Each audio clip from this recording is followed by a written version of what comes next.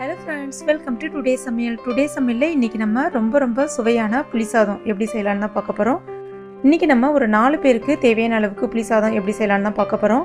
First நம்ம இந்த புளியோதரைக்கு தேவையான பொடி ஃபர்ஸ்ட் ரெடி பண்ணிடலாம்.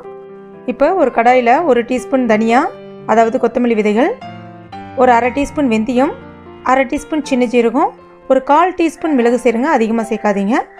அதுக்கப்புறம் 1 டீஸ்பூன் கடலைப்பருப்பு, அப்புறம் ஒரு 5 வரமிளகா. காரம் உங்களுக்கு அதிகமாக தேவைன்னா இன்னும் 2 வரமிளகா நீங்கள் எக்ஸ்ட்ரா சேர்த்துக்கலாம். இப்போ இது எல்லாத்தையுமே அதனுடைய வாசம் வர்ற வரைக்கும் வறுத்துடலாம். இப்போ நல்லா வறுந்துடுச்சு. இதை நம்ம ஆற வச்சுட்டு அரைச்சி நல்ல ஒரு ஃபைன் பவுடராக எடுத்துக்கலாம். அதுக்கடுத்தது ஒரு பெரிய நெல்லிக்காய் சைஸ் அளவுக்கு புளி எடுத்துருக்கேன். இதில் நம்ம கொஞ்சமாக தண்ணி விட்டுட்டு ஊற வச்சு எடுத்து வச்சுக்கலாம். அதுக்கடுத்ததாக அதே கடாயில் ஒரு 50 mlக்கு நல்லெண்ணெய் சேர்க்குறேன். 1 டீஸ்பூன் கடுகு, 1 டீஸ்பூன் கடலைப்பருப்பு. இப்போ கடுகு கடலைப்பருப்பு நல்லா பொரிஞ்சு வரட்டும். கூடவே சின்ன ஜீரகம் ஒரு 1/2 டீஸ்பூன் சேர்த்துக்கலாம். இப்போ இதெல்லாமே நல்லா பொரிஞ்சு வந்த பிறகு நம்ம ஒரு 2 வரமிளகாவும் உடச்சி போட்டுக்கலாம். நல்லா வரமிளகா பொரிஞ்சு வந்த பிறகு கருவேப்பிலை இலைகள் இது கூட கொஞ்சமாக சேர்த்துக்கலாம். அதுக்கடுத்துதான் கொஞ்சமாக பெருங்காயப்பொடி சேர்த்துக்கலாம். இப்போ இதில் நம்ம ஏற்கனவே ரெடி பண்ணி வச்சுருக்க அந்த புளிக்கரைசலை சேர்த்துக்கலாம். அதுக்கப்புறம் இதில் ஒரு 1/4 டீஸ்பூன் மஞ்சப்பொடி, அப்புறம் இது இந்த புளிக்கரைசலுக்கு தேவையான அளவுக்கு உப்பு சேர்த்துக்கலாம். இது இப்போ நம்ம ஒரு 5 நிமிஷம் கொதிக்க விட்டுடலாம். இப்போ 5 நிமிஷம் ஆயிடுச்சு. இதில் நம்ம ஏற்கனவே நம்ம ரெடி பண்ணி வச்சுருக்க பவுடரையும் சேர்த்துக்கலாம். பவுடர் சேர்க்கும்போது மொத்தமாக அப்படியே கொட்டிடாதீங்க. கொட்டினீங்க அப்படின்னா எல்லாமே கெட்டிப்பட்ட மாதிரி ஆகிடும். ஏன்னா இதில் நம்ம கடலைப்பருப்பு சேர்த்துருக்கோம். அதனால் சேர்க்கும்பொழுது கொஞ்சம் கொஞ்சமாக சேருங்க. அதாவது இப்போ பார்த்தீங்கன்னா நம்மளுக்கு ஒரு 3 டீஸ்பூன் அளவுக்கு பவுடர் வரும். ஃபஸ்ட்டு நான் ஒரு 1/2 டீஸ்பூன் அளவுக்கு சேர்க்குறேன். அதுக்கப்புறம் நல்லா இது மாதிரி கிளறி விட்டுட்டு அதுக்கப்புறம் மிச்சத்தையும் நான் இது கூட சேர்த்துக்கிறேன். பவுடர் சேர்க்க போகிறீங்க அப்படின்னா கண்டிப்பாக கேஸை ஃபுல்லாக கம்ப்ளீட்டாக ஸ்லோவில் வச்சுருங்க.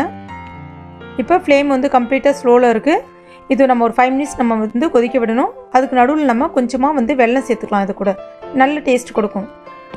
இப்போ 5 நிமிஷம் ஆயிடுச்சு. கொஞ்சமாக எண்ணெய் பிரிஞ்சு வர ஆரம்பிக்குது. இந்த ஸ்டேஜில் நம்ம இன்னும் ஒரு 2 டீஸ்பூன் அளவுக்கு நல்லெண்ணெயை சேர்த்துக்கலாம். எதுக்காக நல்லெண்ணெய் சேர்க்குறோன்னா, இந்த ஸ்டேஜில் நீங்கள் நல்லெண்ணெய் சேர்த்திங்கன்னா ஏற்கனவே இருந்த எண்ணெயும் உங்களுக்கு நல்லா பிரிஞ்சு வர ஆரம்பிக்கும். இப்போ பார்த்தீங்கன்னா ஒரு நல்லெண்ணெய் சேர்த்து ஒரு 2 நிமிஷம் ஆச்சு. ஃபுல்லாக எண்ணெய் எல்லாமே பிரிஞ்சு வர ஆரம்பிச்சிடுச்சு. இந்த ஸ்டேஜில் நம்ம ஆஃப் பண்ணிடலாம். இப்போ இதை நம்ம கொஞ்சம் ஆற விட்டுடலாம்.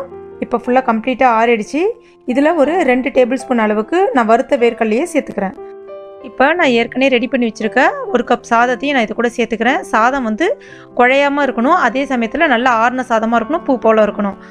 இப்போ சாதத்தையும் இது கூட நம்ம சேர்த்து கிளறிக்கலாம். கிளறும்போது இந்த சாதத்துக்கு தேவையான அளவுக்கு உப்பையும் சேர்த்துக்கலாம். சாதம் உடையாமல் கொஞ்சம் பார்த்து கிளறுங்க. இப்போ பார்த்தீங்கன்னா நான் கம்ப்ளீட்டாக ஃபுல்லாக கிளறிட்டேன். சூப்பரான புளி சாதம் ரெடி ஆகிடுச்சு. இந்த புளியோதரை பவுடியை உங்களுக்கு வேணும்னா நீங்கள் நிறைய கூட ப்ரிப்பேர் பண்ணி வச்சுக்கலாம். ஃப்ரிட்ஜில் ஸ்டோர் பண்ணுற மாதிரினா 1 மாதம் வரைக்கும் கெடாமல் இருக்கும். அதே நீங்கள் வெளியில் வச்சுக்கிற மாதிரினா ஒரு 15 நாள் வரைக்கும் வச்சு பயன்படுத்த முடியும். இதுவே நம்ம இந்த புளியோதரை மிக்சர் நம்ம எண்ணெயில் போட்டு ரெடி பண்ணோம் இல்லையா, இதுவே நீங்கள் வெளியில் வச்சு கூட பயன்படுத்தலாம். ஒரு 4லேருந்து ஒரு 5 நாள் வரைக்கும் கெடாமல் இருக்கும்.